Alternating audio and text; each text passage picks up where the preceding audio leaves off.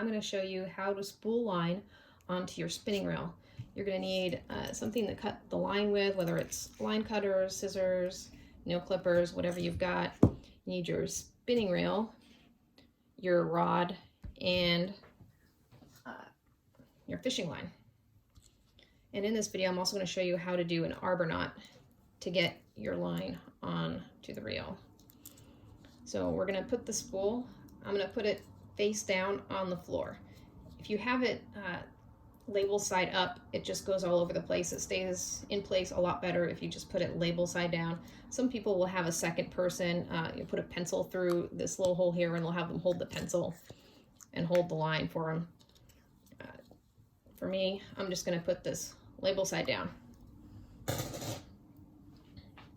Now I'm going to take my line and I'm going to put it through the first guide on the rod. And this is the guide that's closest to the reel.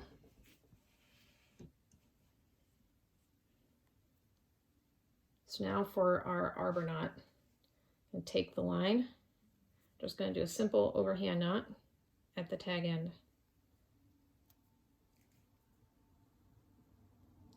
Just like that.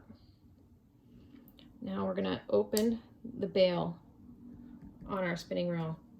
We want to make sure that this is open, because if it's closed and we put our loop around here, it's not going to go on this guide.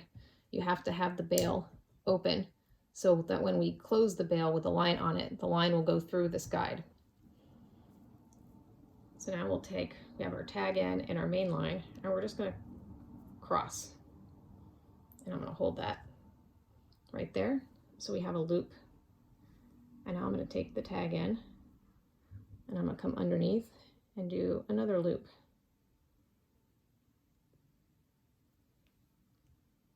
So now we have a big loop and a small loop. Now I'm going to take this and I'm going to start to go like I'm doing another loop, but really I'm just putting it through this small loop. And I want to make sure that my knot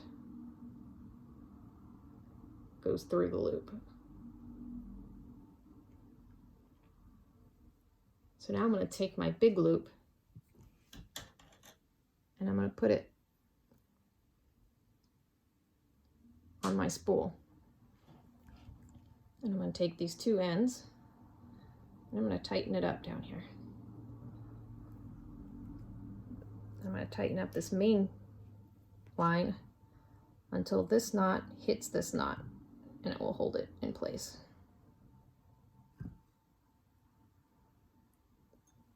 So now I have this big portion here. I'm just going to cut that, make it smaller. You don't need to cut it all the way down. And now I'm going to move this so it's more towards the middle.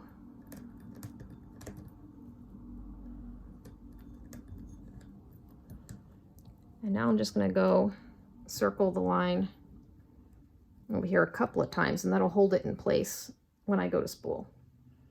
And now I'll close the bail. And when I close the bail, it goes through the guide here.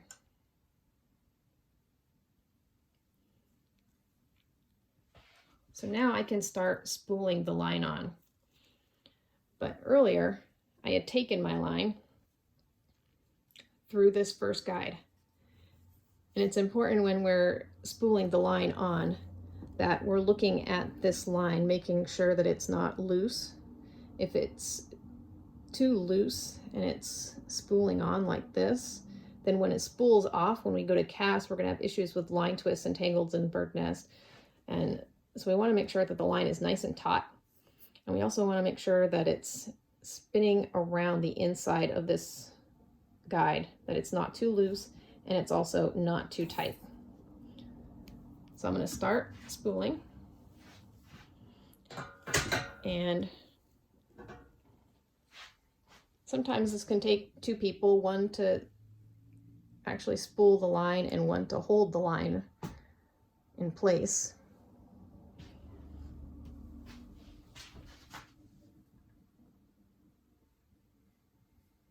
And if you have a really long rod, it can definitely take up to two people to do this. We're also making sure there's no knots in the line as we're spooling it on.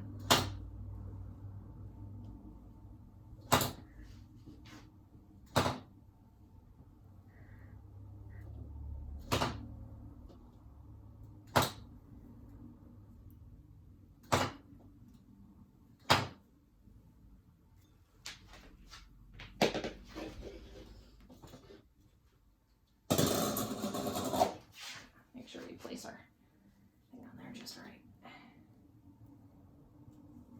And that is how we spool the line on to the reel. I think I may actually want to loosen up the drag, because it seems really tough to. There we go. Now it's spinning a little bit easier.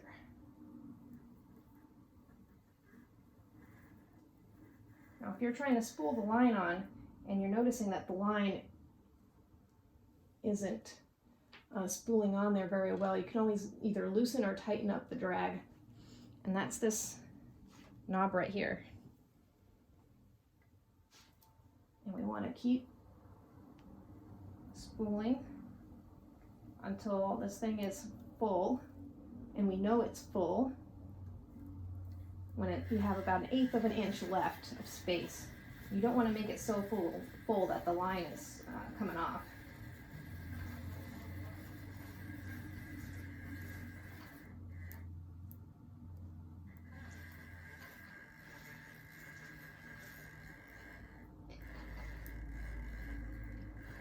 And if for some reason the line is digging into your hands, you can always use a towel.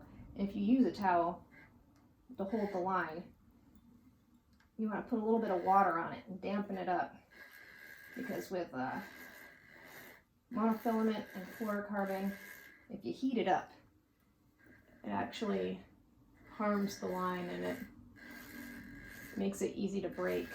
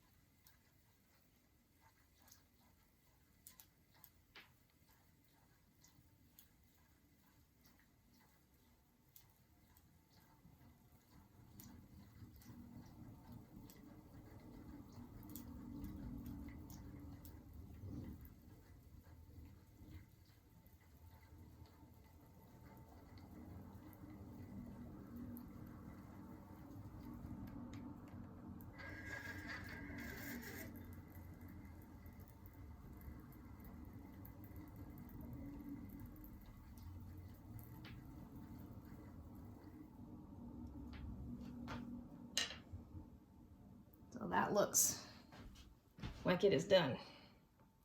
Still got a little bit of room left on there. And that's it.